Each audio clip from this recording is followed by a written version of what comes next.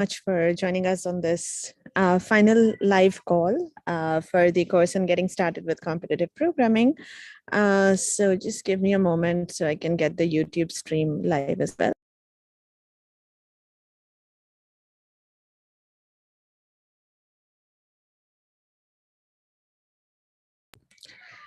All right, so I believe we are also live on YouTube. So once again, good evening and welcome to everybody who has joined us live. Thanks for hopping on the Zoom call, and anybody who is watching live on YouTube, welcome to you as well. Please feel free to use the chat to ask any questions if you're joining on either platform, right? Hi, Shagil Islam. Good evening. So this, as I said, is the final live session that we are having together as a part of the official series of live interactions. Of course, we continue to be available on Discord. So if if any of you want to have an informal session to discuss anything specific, we can always arrange something, in the days leading up to the final exam. So in the last live call, I think there were a couple of questions about the final exam, and I said we will address that in the last live call. I'm not sure if those who had the questions are here right now, but I think basically a lot of it was about the format and whether there will be programming assignments and so on. So there will be no programming questions in the final exam, in the sense that you will not have to write any code. All the coding was limited only to the programming assignments that we had, throughout the course. On the other hand, you will have questions that are similar to what you have already seen in the assignments. So the format should feel very familiar. We have done our best to spread the questions out equally through all of the topics that you have seen. So there are some questions that are based on ad hoc understanding, which means that you don't need any DSA background to address them. They're just like generic puzzles. So we saw those in the first week. Other than that, we have seen techniques like greedy algorithms. We have seen we've seen data structures like union find. We have seen a lot of graph stuff. So we have talked about graphs as sort of a data structure, but we've also dealt with things like, let's say, BFS, DFS, shortest path, max flow, and the last topic that we saw was dynamic programming. So we've tried to keep the questions in the finals somewhat uniformly spread out over some of these themes, and it's a mix of, just like you see in the assignment, sometimes you just have to take an example and work it out in the context of whatever problem there is. Sometimes we will suggest an approach and you have to pick the right one, or you have to estimate the time complexity of some approach. So it's nothing that you haven't seen before. I would suggest going back and practicing the assignments a little bit, because about, I would say, 30% of the paper is going to be very similar to assignment questions that you have done. Just don't learn anything by rote, because the numbers may be different and things like that, but just know how to solve these problems. Okay. And other than that, I guess some questions are directly based on the knowledge that you learn from the videos. They're not based on, remembering a specific problem, but it may be based on some principles, like what would be the running time of Dijkstra's algorithm if we use, say, heaps, or what would be running time of BFS if it's implemented using a queue. So just knowing those fundamentals would be really helpful. So that would address, I would say another 10 to 20% of the questions that come up. The rest of it is just like when you go to a competitive programming contest, you see new questions, you have to think about it on the spot, apply your mind, and based on all the experience and practice that you have from solving the assignments, you should be able to have a decent chance of solving most of the questions. So one piece of advice is that some questions may appear to be a bit long. Just like in programming contests also, there is usually some sort of a story, and you have to spend some time decoding the story before you can think about what is the best way to approach the problem. So here also, I would say, don't get put off by the fact that you have to read a few paragraphs. Often there will be many questions associated with one common premise. There'll be maybe a sequence of 7-8 questions, and the first few are typically very easy. You just have to apply the setting of the problem and work out some examples. So those are easy wins. So don't ignore a problem just because the description looks very long and scary. Just go ahead and read it, spend some time, because I would say the first few questions are always just a check of whether we have understood the problem correctly. Okay, so those are typically very easy, and after that maybe you have to think a little bit about what algorithms to apply and so on and so forth. So it may get a bit tricky from there, but definitely spend the time reading the questions and manage your time well. So that would be all that I have to say about sort of the exam. Again, it's going to be a proctored exam at a center near you. There will be no programming component to the exam. Those were the two most frequently asked questions that I got, and people had questions about the format, etc. So I explained as much as I could.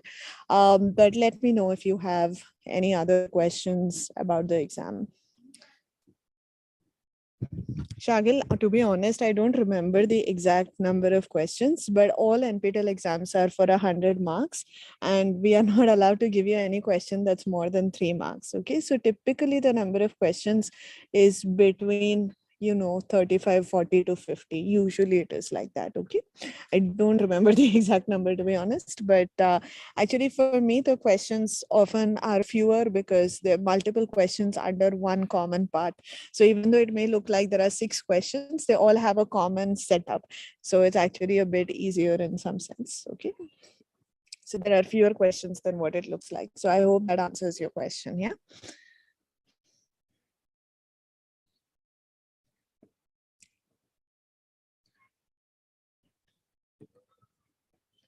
Okay, great.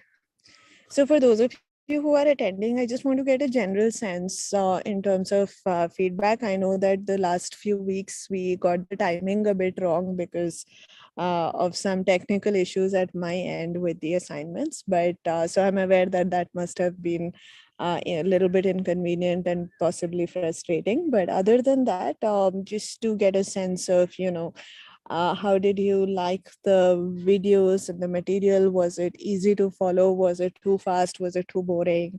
Can you all just share your experiences of having gone through the course by now and seeing everything that was there to see?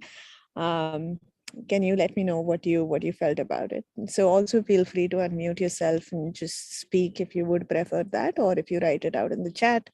I'd look forward to seeing what you have to say.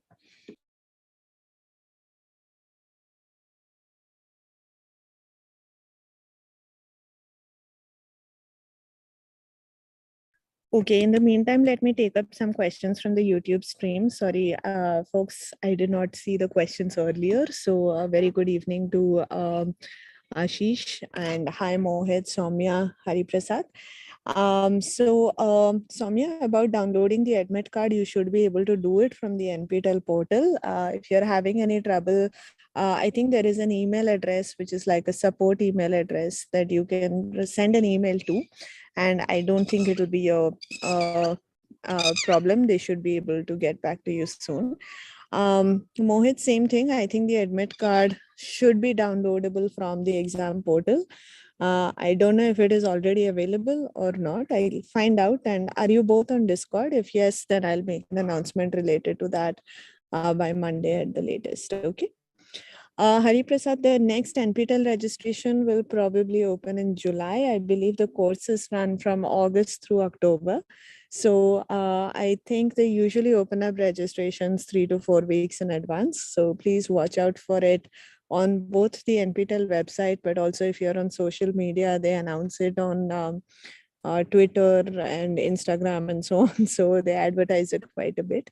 But generally speaking, around July is when they open it up for registration again. And I can confirm that this course will run again in the August semester. And I think we do hope that we will have a sort of a larger team of support staff working on the course then. So it should be hopefully an even better experience. So I look forward to seeing you there. And if anybody feels like doing it again, you're very welcome to join in. We'll hopefully have a fresh set of questions and puzzles and programming assignments to solve and have fun with. Hi, Vanuja. I hope I'm pronouncing that correctly. Good evening. All right. So I don't. Okay. So there are a couple of questions in the Zoom chat now. So let me take those up first. Um, Right. So hi, Venkatesh. I think that is something that's a request that's also come up on Discord. I don't know if you had asked on Discord as well, but I believe I think there is some demand for having the assignments outside the NPTEL framework. I think we have tried to put everything out, on a public website. The only thing that you need the NPTEL login for is the assignments. I think it should not be a problem. We are actually in the process of porting things over so that you can access the assignments from anywhere.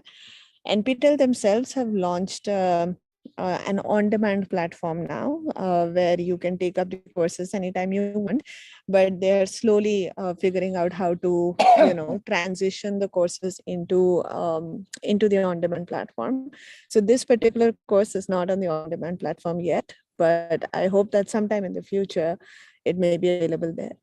But in the meantime, I think you're right. The assignments are currently not possible. In fact, are not available outside of the registered NPTEL LMS framework. In fact, this question was also asked about the programming assignments, which people want to practice after the deadlines are over. So for that, we're trying to see if we can recreate it as a mix on Code Forces, and that'll just be an NPTEL contest that keeps getting updated with new questions as and when we have them. So I hope that that will be available shortly. And so yes, I think the top 8 or so assignments are counted, and I think a total, you can check the NPTEL website for the exact numbers, but I think there is a minimum score that you need to get in the assignments and a minimum score separately that you have to get in the exam to be eligible for the certificate of participation in the course. And I think they also have some grading systems. So based on your performance, the grades get allocated based on the performance. So the NPTEL website has like the grading policy in detail. You can check it out. But other than that, I think in terms of eligibility, I think you can just go and give the test. That's not a problem. If you want to do it, if you plan to do the course again, for example, you can just do it for practice. I don't think there's a problem with you writing the test anyways. But if you feel like, you want to check, the grading policy, you can do that from the NPTEL website. So I hope that answers your question. And just coming back to what Venkatesh was asking, my answer is hopefully very soon. And so going back to Mohit Tiwari on the YouTube stream, how many questions from the assignment will come in the exam? Can't give you an exact number, Mohit, but usually about 30% of the, of the marks in the exam is reserved for questions that are very similar to assignment questions. Okay, so I don't know the exact number, but I can tell you the proportion. Okay, Raj on the YouTube stream, and also I think I have a message on Zoom as well related to preparing for competitive programming. So on Zoom, the question is, what is the most important thing in CP? I would say practice is probably the most important aspect of preparing for CP. The more time that you can spend solving problems, thinking about problems, the better it is. And you also don't want to practice blindly. So I would definitely recommend going back and watching the stream from last week, where we had I think Harisam from IIT Delhi talking to us, who is a competitive programmer who's very active on Code Forces and some other platforms, I think, including AdCoder and perhaps also CodeChef. And his advice was to also practice in a systematic way, not just randomly. So for example, one of the things that he said, on which is also very common advice, is to not practice based on techniques. So this is something that is a limitation with this course. So in every week you will see problems based on a known technique. So you know that these problems are going to be based on BFS or DFS, or they're going to be based on some flow related ideas, and that kind of already limits your perception of how to approach the problem. Okay. Whereas when you go into a contest, there are no tags and there are no hints. Nobody is going to tell you that, this is a flow problem, or this is a DP problem, or this has a greedy solution.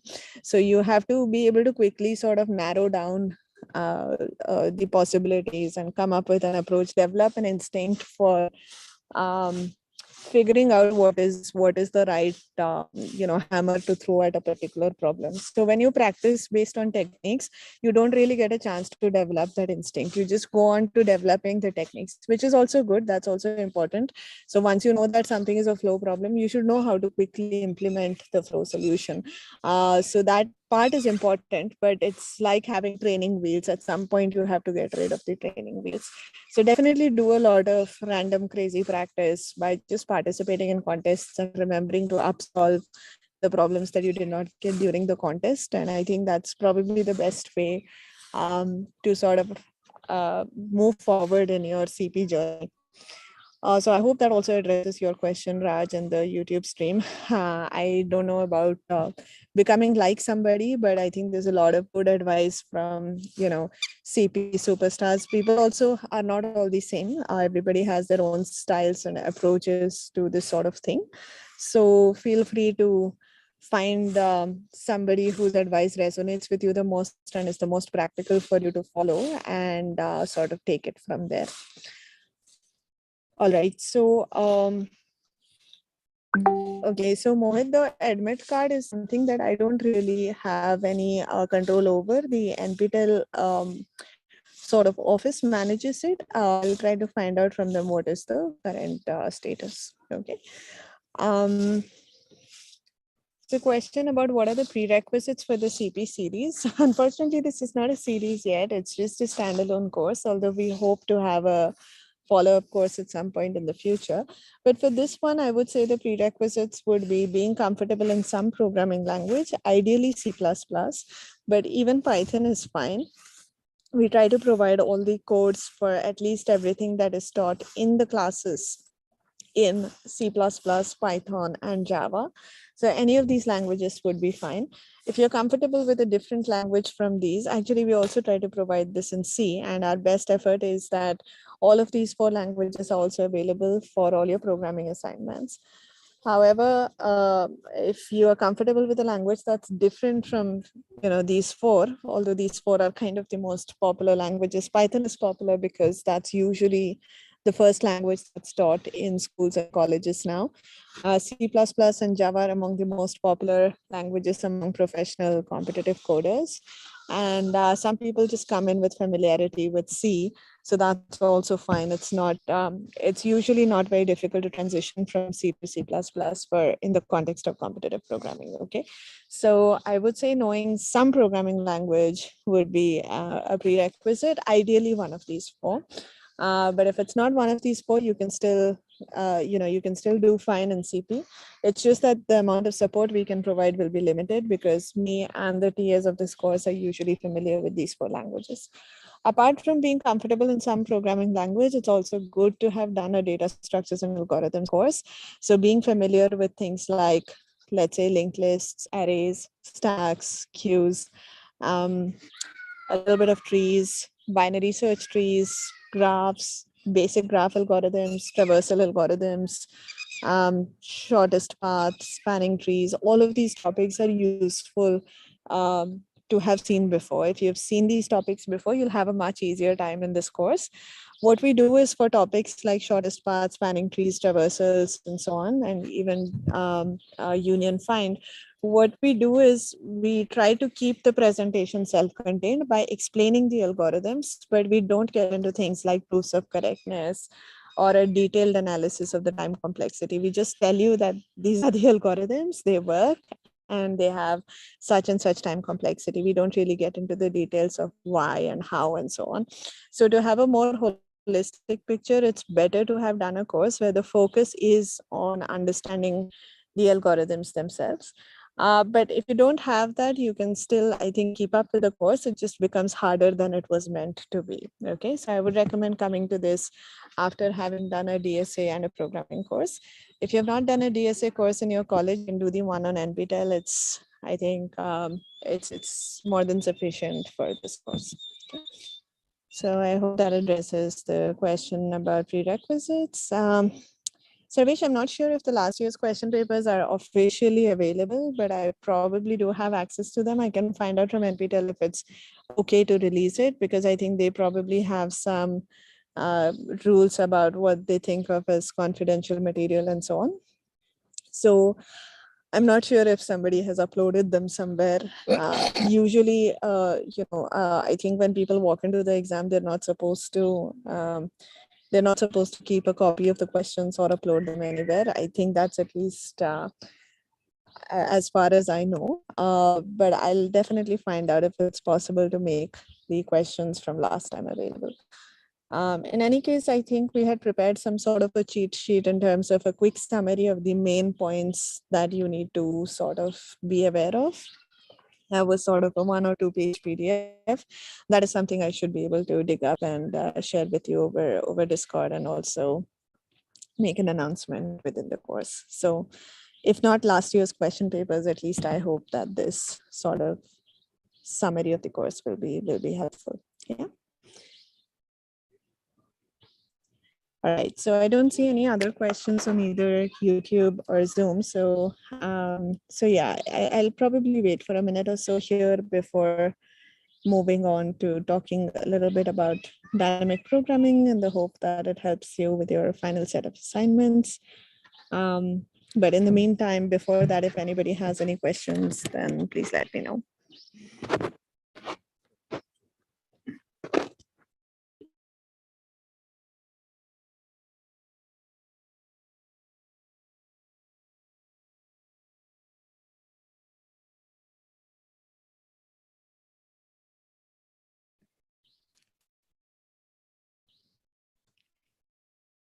Okay, Shan, you're asking how to set up VS Code for CP.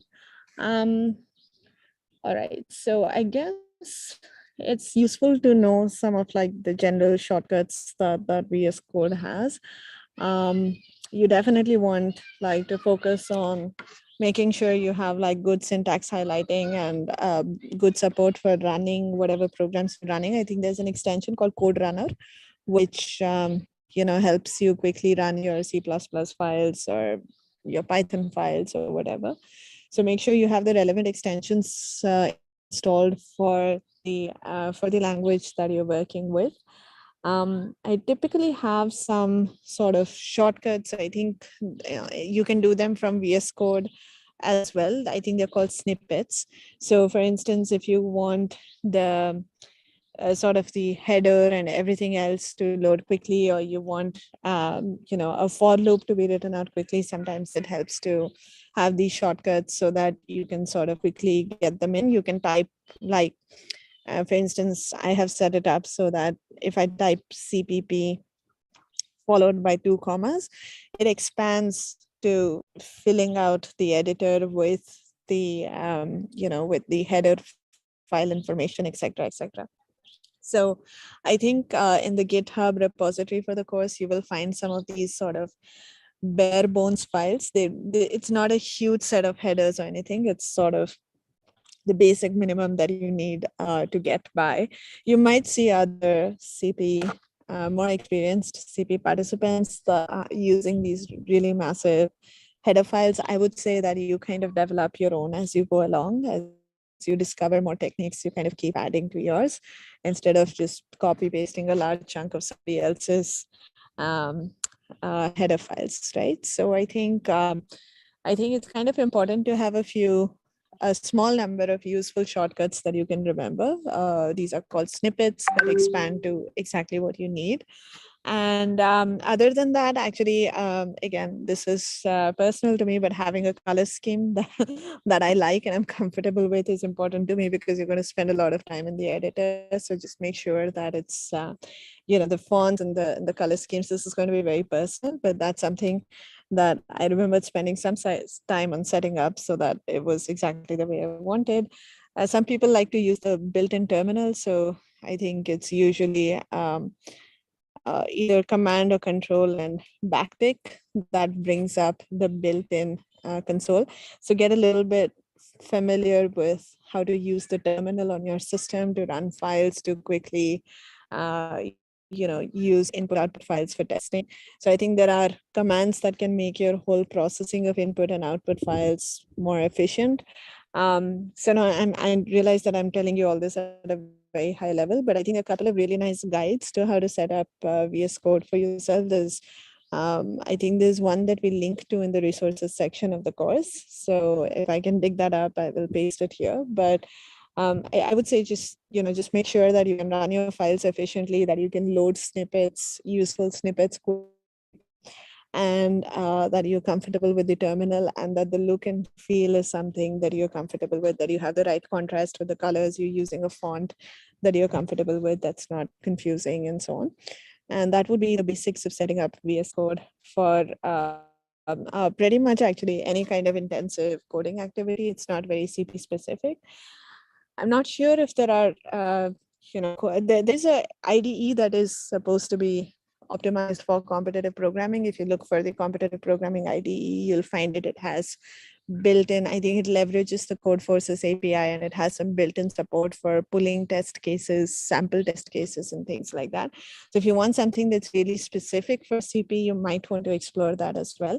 Otherwise, just getting good at VS Code as a normal code editor, I think, is enough for using it well for competitive programming specifically as well.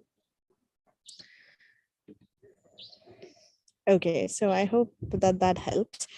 Can you all give me a +1 in the chat if you have finished watching the week 10 videos, which introduce you to dynamic programming?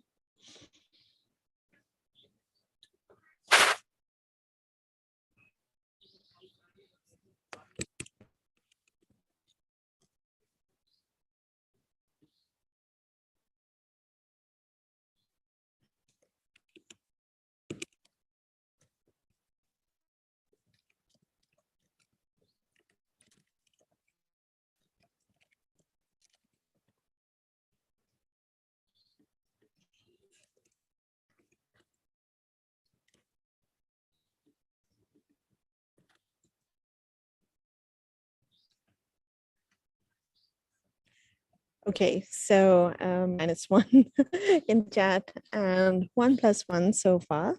All right, so actually what we have done is, okay, so what we have done is we've tried to keep the last 3 assignments, because they were released with a bit of a delay. We have tried to keep them relatively short, and they're all based more or less on the ideas in week 10. Although in week 10, we don't deliberately do, we don't have examples of what you would call 2D dynamic programming, which is dynamic programming which involves the use of two-dimensional tables, as opposed to all the examples there were 1D arrays. But 2D DP is philosophically and in principle very similar to what you see with 1D arrays. The basic idea is still the same, where you want to think about what is it that you want to compute, what is it that you want to store, and how do you come up with a recurrence that actually figures out whatever it is that you have decided to store. And of course, you should have some confidence that whatever you have decided to store is actually useful, in the sense that it helps you actually solve the problem at hand. So with the DP examples that are there in the assignments, essentially we give you a lot of recurrences and we ask you to figure out what's the right one. And usually you can do that by just working through a few examples and thinking about the semantics of what you want to store. Okay, so I would say it's not very hard to extend 1D to 2D, but if you want an explanation of a concrete example, in the previous live session, we talked about longest common subsequence, and it's a classic textbook example of dynamic programming that involves, I would say, a pair of indices instead of just relying on a single index, so to speak. That's kind of one way of thinking about it. And so I would encourage you to sort of tune into at least the second half of the discussion that we had last week. The first problem that we did was another example of a 1D recurrence, where it again turned out to be very similar to Fibonacci, but it was a different question. And I think it was fun to work that out as well. So I definitely encourage you to go through the recording of the previous live session to get the, to get access to a couple of more examples. But yeah, I was just curious about, how much you've had a chance to look at the week 10 video so that I could calibrate my current discussion accordingly.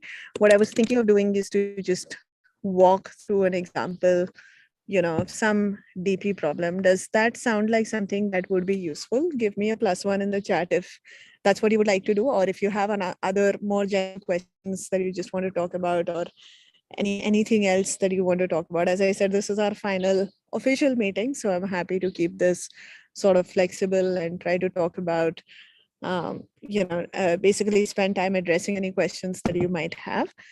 But having said that, my default plan was to spend some time talking about dynamic programming, just more examples. So if there are no specific questions, then I think that's kind of what we will end up doing.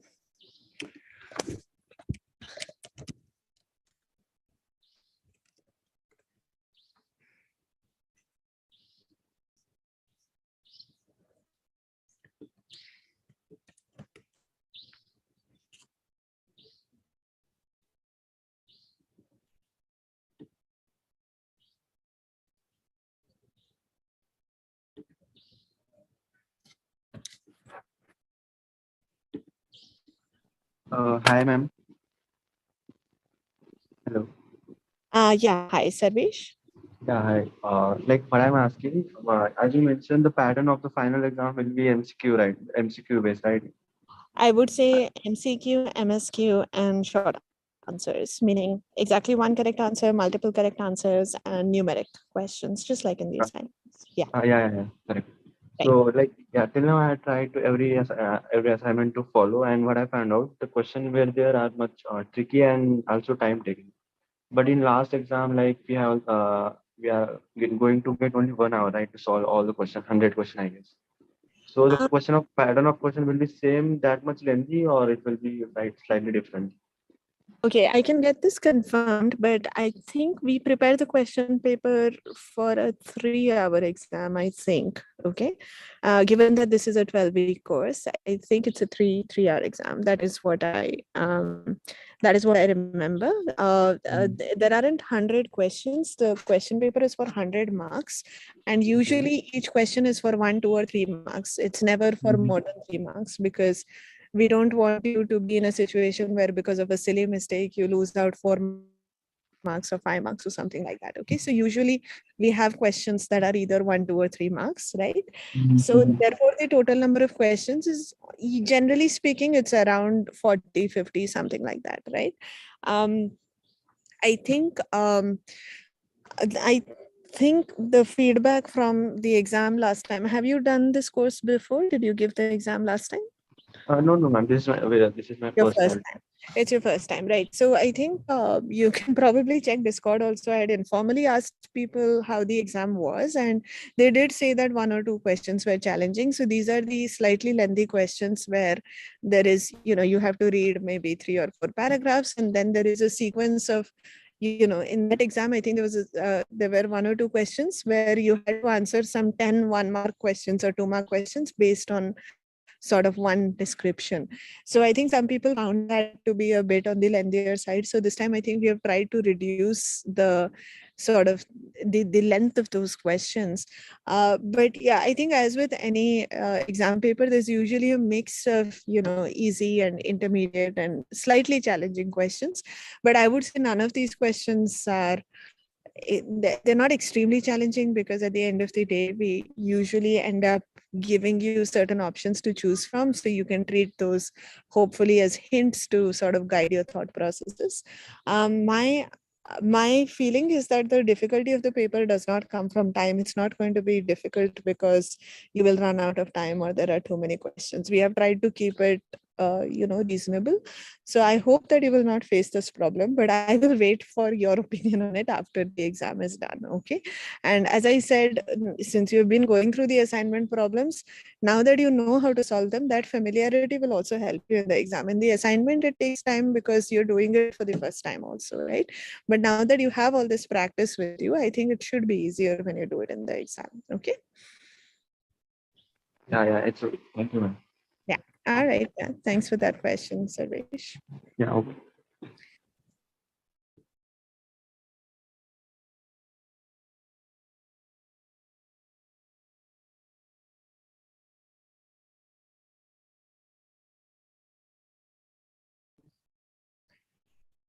Okay, so yeah, I'm just waiting to see if there are any other questions on either YouTube or on Zoom. So I also realized that time-wise it's about 7:40 now. So I think my original set of questions will probably not fit in the remaining time. So I'm just going to try and see if we can work with something else. So just give me a minute.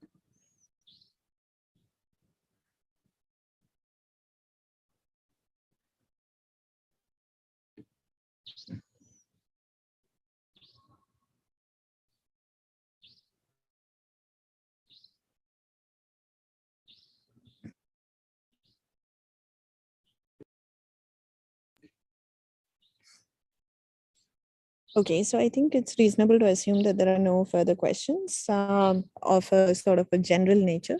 So I think let's just go back and can you let me know, those who are still on the call, have you done knapsack before? This is again a textbook example of a dynamic programming problem, but it's also on the AtCoder educational DP problem set. So let me just share the link here with you.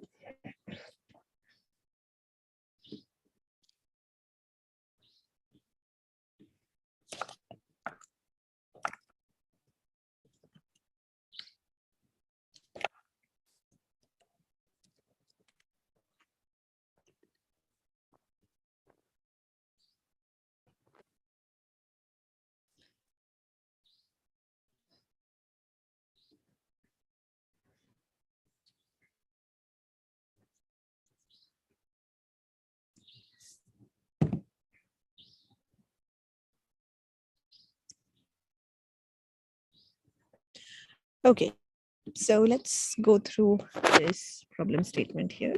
Just give me a second so that I can share my screen.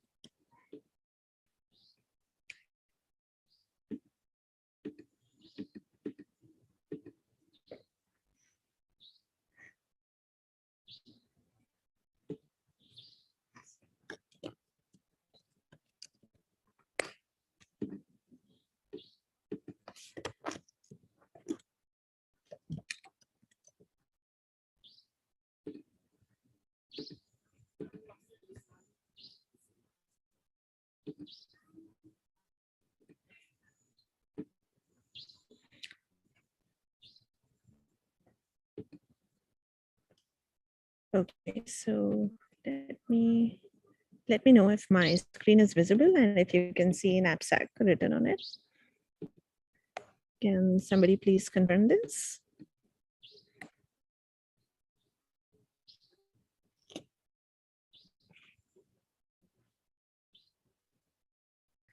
Okay, I think I can see on YouTube that that's actually what is visible. So I'll assume that this is okay.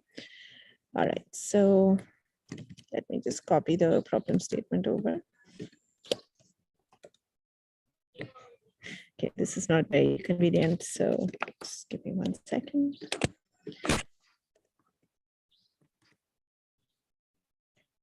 hopefully this is more visible. So the statement is that there are n items numbered 1 to n, and for each item I, let me make this a bit nicer. For each item I, the item I has a weight of wi and a value of vi. Okay. So every item has two properties, a weight and a value. Now you want to choose some of these n items and carry them home in a knapsack, hence the name of the problem is knapsack. Okay, you have that the knapsack has a total capacity of W, and this is your main, this is your main bottleneck. All right, so the sum of the weights of the items taken must be at most W. So you cannot pack too many things into your knapsack. All right. Now find the maximum possible sum of values of items that Taro takes home. So, if we were to do maybe a small example, let's see. So there are 3 items in the knapsack. I think that's the format of the input. N is first and then W. So N is 3 and W is 8. Okay. So you have a knapsack whose capacity is 8, and you have 3 items here. The first one has a weight of 3 and a value of 30. The second one has a weight of 4 and a value of 50. And the third one has a weight of 5 and a value of 60. Okay, so there are a few possible choices that you can do. So let's call this item A, item B, and item C. So if I pick, for example, A and B, then I get a value of 80 and a weight of 3 plus 4, which is 7. Okay. If I pick A and C, then I get a higher value, I think. I get a value of 90 and a weight of 3 plus 5, which is 8. If I pick B and C, so I'm trying, all possible combinations of 2 items at a time, then I get a value of 110 and a weight of 4 plus 5. It's 9. Of course, if I pick all 3, then I get a value of 140, I guess. And a weight of, this would be 4 plus 3 plus 5. And of course, if you take the individual items, then the value and weights are right here. Okay. So, so which of these would you say are feasible options?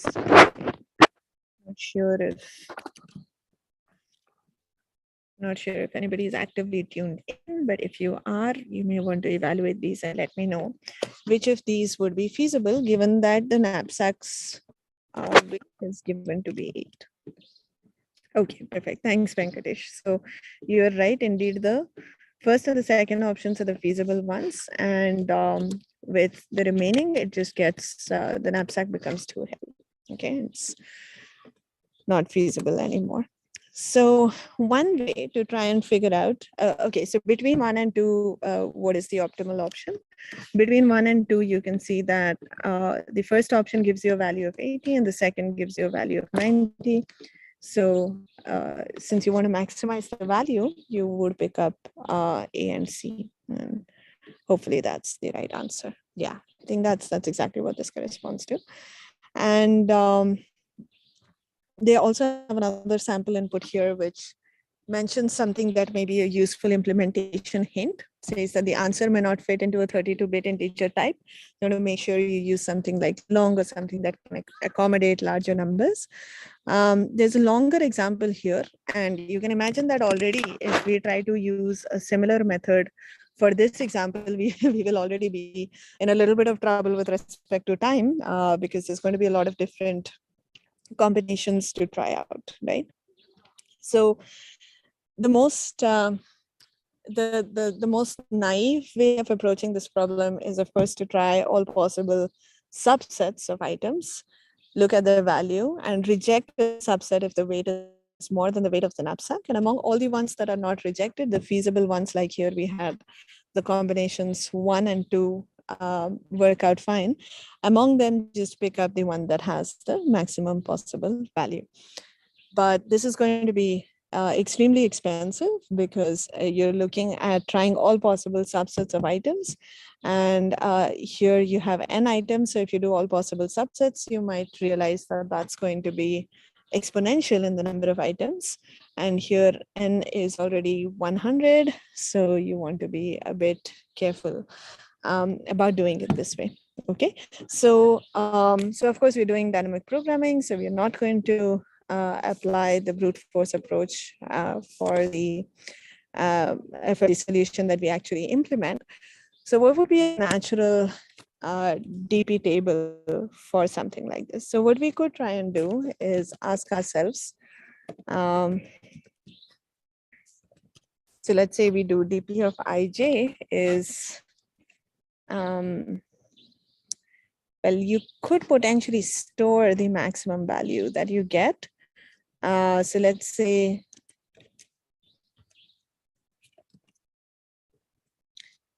we look at the first I items.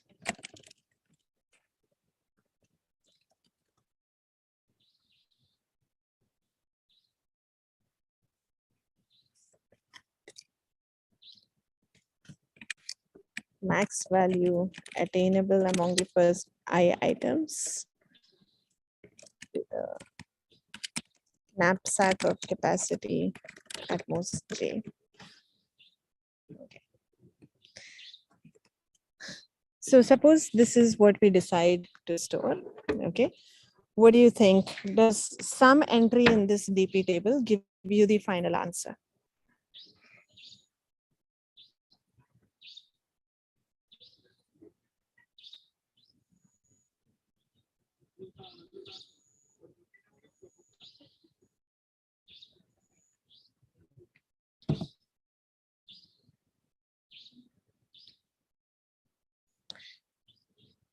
Okay, so to address Pranav's question, we are trying to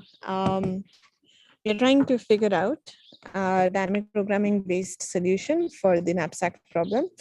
I think you mentioned that you have probably not seen the videos for week 10 in the course yet. So this may not make a lot of sense without the context of those videos. So I would recommend that you try to maybe look at the DP video first and then come back to a recording of this session. Okay. All right. So Venkatesh, I don't know if you meant in general or for this particular example. In general, a DP table is, okay, so you essentially define your DP table based on the problem, right? So here, for example, I want to say, to make this a little more precise. So let's say for I in 1 to n and j in 1 to w, let DP of ij be defined as the maximum value attainable among the first I items with a knapsack of capacity at most j. So we have defined n times w entries here. This is, you can think of it if you want. So for this example, so this is probably a little bit easier with an example. So remember we had 3 items and the knapsack capacity was 8.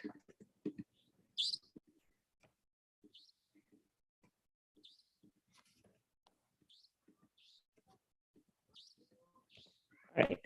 So what do you want to store in this table is, if you focus on this entry, for instance,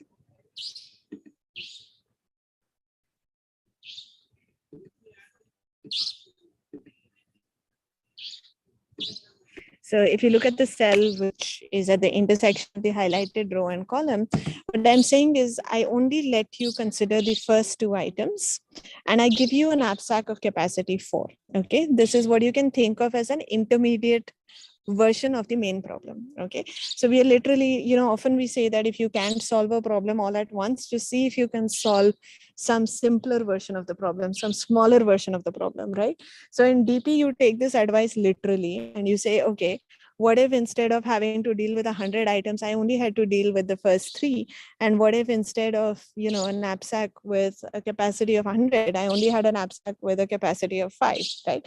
That's a smaller problem. Maybe I can think about that first, and then I'll slowly build my way up to the final question that was being asked. Okay, and the main thing about DP is that, okay, if you make the problem really, really small, like these are what we call the base cases, right? With a knapsack of capacity 1, you can probably easily check, what is going on, because it's unit capacity. It's just a matter of checking if you can fit anything at all. And notice that nothing is feasible here. None of the items will fit into a knapsack of capacity 1.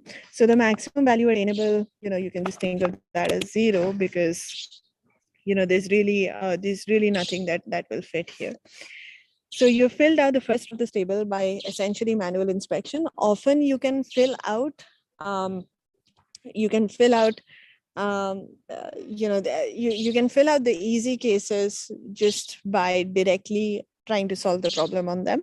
But the crucial thing about DP is that when you're solving for DP of IJ, for some general IJ, the way you try to do it is by building on solutions of even smaller subproblems that you have already seen. Okay, so you develop what is called a recurrence to take care of that, will essentially fill out the DP table for you.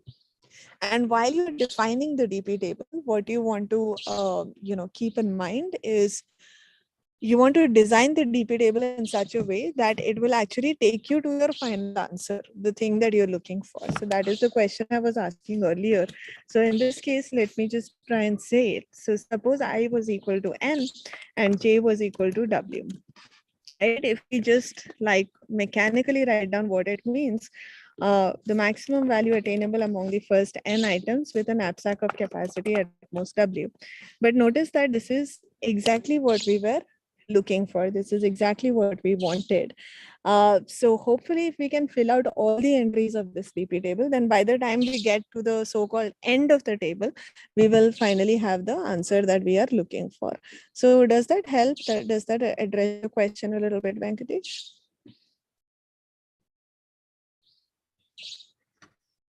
Yeah, cool. All right, great. So let me just go back and check if anybody has questions on YouTube. Apparently not, so that's okay. So now the main thing that remains to be done. So now that, so normally whenever you're writing down a DP, you want to address these questions. What do we want to store? How do we compute what we want to store? What we decided to store?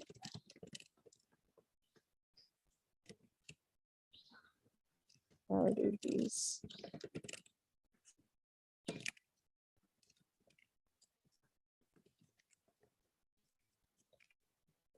So these are a few things that you do want to keep in mind when you're coming up with any DP solution.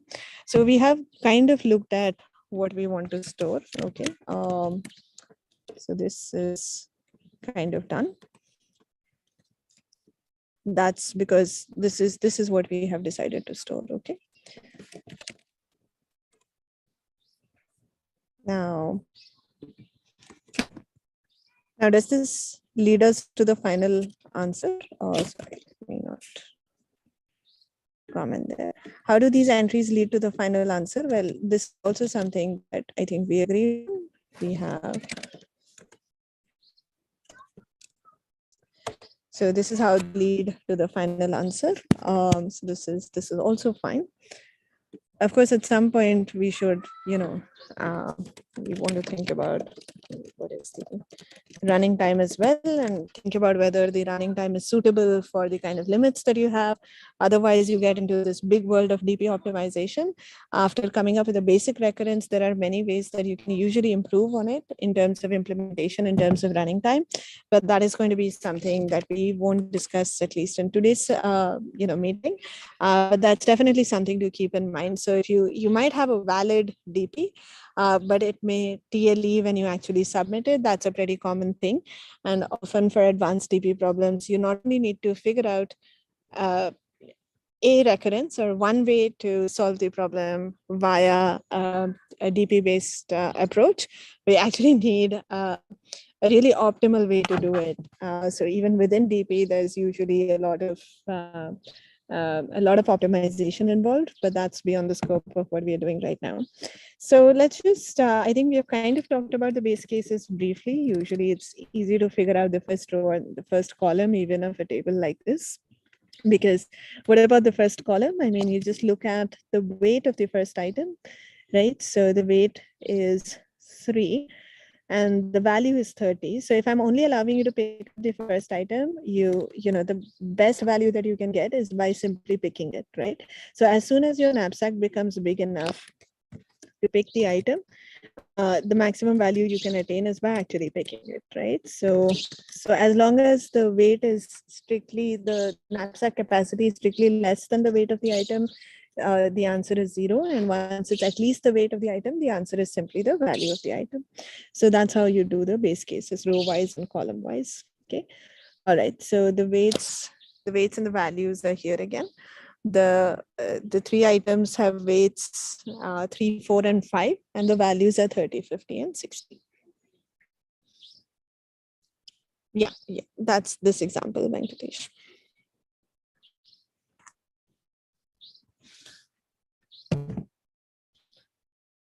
Okay, great. And if you want to refer to it again, you can just use the link that's in the Zoom chat. It's the first, it's the first sample case there. Okay. All right. So the only question that really remains and that we will try to address now is how do we compute what we decided to store? It's clear that it's useful. It leads us to the final answer. We've sorted out the base cases, which are, by the way, very important, especially in implementation. I mean, you may usually just shrug off the base cases when you're analyzing your DP on pen and paper, saying base cases are easy, you can handle them. But if you forget to actually implement them, often your DP, because it's something that's written out as a recurrence, will either run into some sort of an infinite loop or just not give you useful values. So just make sure that you're very careful about implementing the base cases. Okay. All right, so the fun part, of course, is the recurrence. So how do we figure out DP of IJ? Well, one situation is that, the ith item, so if the ith item's weight exceeds the total capacity, okay. So in this case, we kind of know that the ith item is not going to make it into the knapsack, okay, because it simply doesn't fit. It's too big. In this case, whatever is the optimal solution will not pick the ith item at all because it's not feasible. So here we can simply copy over the value that we have in DPI minus 1J, right? Hopefully this makes sense because there is no hope for the ith item to be involved in the solution. Any solution will be a subset of the first I minus 1 items only. And we already know what the answer is. So whenever we are computing DP of ij, we assume that we have an understanding of DP I prime j prime. These values are computed for all I prime less than I and for all j prime less than j. Okay, so usually the order in which you fill out the DP table is also important. Right now, we're going to sort of fill it out in a way that whenever we come to the ijth entry, anything that is sort of above it and to the left of it, these values are all filled out. Okay, so so hopefully this is the fact that you can just copy this value over if the ith item is too heavy is kind of clear. Otherwise there are two possibilities, right? So either the solution actually picks the ith item or it doesn't. So suppose opt, which is the optimal solution, chooses to place the ith item in the knapsack. Okay. Chooses to omit the ith item from the knapsack. These are the two things that can happen. Okay. So in this case, if you like the final answer, if you do place the ith item in the knapsack, then essentially it is the value that you derive from the ith item. That is, I think we said it's VI. Okay. You do get that. That's your gain from picking the ith item. Okay. But what is your loss when you pick the ith item? Well, you gain some, you lose some. So if you choose to pick the ith item, then you have taken up a certain amount of space in the knapsack, right? So your knapsack capacity shrinks by WI. You don't have, you don't have the full capacity anymore. So among the first I minus 1 items, you have to make do with a capacity of J minus WI. So this is, this is what you have to be careful about remembering as you go along. So I think this is sort of the important thing. So let me see if it's possible to highlight it.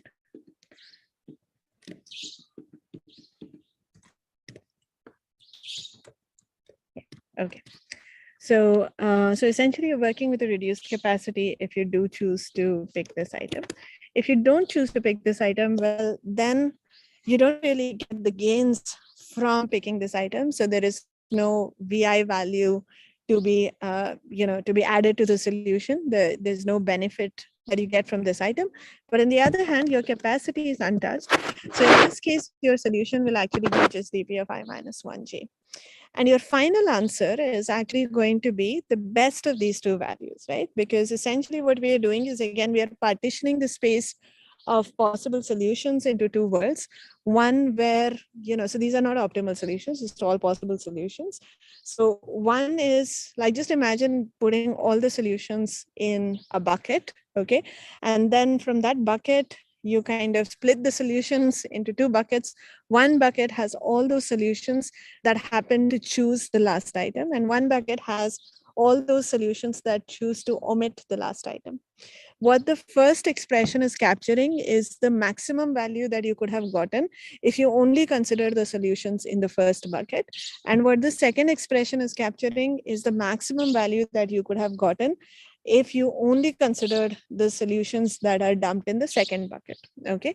And now, of course, the maximum overall solution is simply the max of these two numbers, okay? So if you want the maximum number in a set, and you partition the set into two pieces, and you have the maximum of the first piece and the maximum of the second piece, the first set and the second set, then hopefully it's clear that the global maximum is the max of these two values, right? It cannot be any larger, because if there was something bigger, then it would have shown up as one of these two maximums. And of course, it cannot be anything smaller because you actually have a witness, okay? You say that, okay, here is in fact the maximum. So it's both attainable and you cannot do any better, okay? So you can sort of prove that this is indeed, the DP recurrence. I hope that the sort of the correctness of the recurrence is clear. And it's actually not very hard to implement it either. So it's going to be a couple of lines of code to implement the actual recurrence. Beyond that, I think in this case, you should just remember to make sure that the types of your variables are set up correctly. Okay, so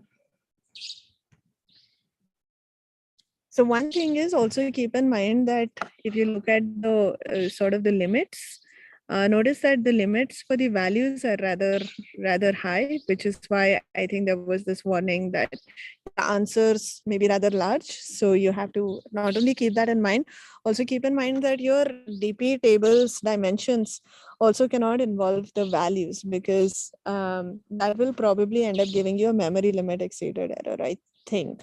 So you have to be careful about just watch out. Okay, so this is, I guess, just, the limits reminded me to make this general comment. When you're defining a DP table, so normally we worry a lot about time limit errors. Memory limit errors are probably not as common in sort of the beginner to intermediate problems in CP. But once you start doing a lot of DP, you might encounter memory limit errors more often because your tables are simply too large. Okay, so there are also a lot of memory optimization tricks, but in this case, it's if you'll notice that the number of entries we are storing is kind of n times w, and if you look at those limits, that's 100 into 10 raised to 5. So this is not going to be a problem. I think this DP should work out fine. I would definitely encourage you to sort of try and implement this and have a go at it, and let me know how that went. Okay. So Venkatesh, the DP itself can be implemented using, basic nested for loop. You're right. You'll kind of fill it out row wise or column wise or whatever. Um, but what happens inside the for loop is kind of driven by, so essentially what you will do inside the for loop is for any entry, you will kind of ping two entries in the DP table. So I minus 1j would be kind of just going back in the same row, but to the previous column. And in the other case, what you will be doing is going back in the previous column, but to a row that is much smaller, that is going to be j minus the weight of the current item. So you'll basically look at two entries, and when you look at that other entry, you will be adding vi to it, comparing those two entries and filling up this value. So the way you fill up the DP table is definitely just a nested for loop, but the logic that you're using to fill out each cell is kind of driven by this act of looking up these previous values, comparing them, doing certain operations with them. That is what we are calling the recurrence. So what we mean by a recurrence is essentially being able to use pre-computed values or values for, values of the function for smaller values of the input, using that kind of information to compute the function at its current point, right? So that is what we are calling a recurrence. Okay, what would be a basic implementation that avoids a recurrence? I think that would be the brute force approach that we first discussed. There is no recurrence there. You can just try all possible subsets, but that's going to be, in this case, infeasibly expensive. You'll see that the running time here is actually just order of NW, right? Because filling out each entry in this table is just, as we said, it's a constant number of operations. So the running time overall is also order NW. And that's a lot more efficient. I mean, I would hesitate to call it polynomial because, W, it is what we generally call pseudo polynomial, in the sense that it would be polynomial uh, if W was not, if W was not given to you in binary but unary. Okay, so if the value of W is not very large, then you're fine. This, you can think of it as a polynomial running time. But otherwise, imagine that W is, something like 2 raised to 100, right? That's exceeding the limits promised in this question. But hypothetically, your W could be something like 2 raised to 100. So the size of the input in that case is just 100, because it only takes 100 or 101 bits to write down the number 2 to the 100, right? But the size of the DP table is 2 to the 100 times n. So it's an exponentially sized DP table in terms of, in terms of the size of the input. So you do have to be careful about that aspect as well. But it does not play a role in this problem, because as you can see, W is limited to 10 to the 5. So you can take advantage of that. And this is effectively a pretty, I think, a pretty efficient DP table. It should not give you, any trouble if you implement it, I think. Okay. All right, cool. So I hope your question about, the recurrence terminology was addressed. And with that, I will stop sharing my screen. And I hope I did not miss any other questions in the live stream. Good. It looks like perhaps not. So I will then maybe wrap up the session here, because we are well over the hour.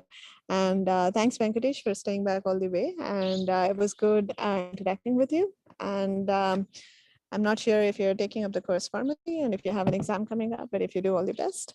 And good luck to everybody else who may be watching the stream later. Good luck with Good luck with the course, with the final set of assignments and the exams, and I hope to keep in touch over Discord.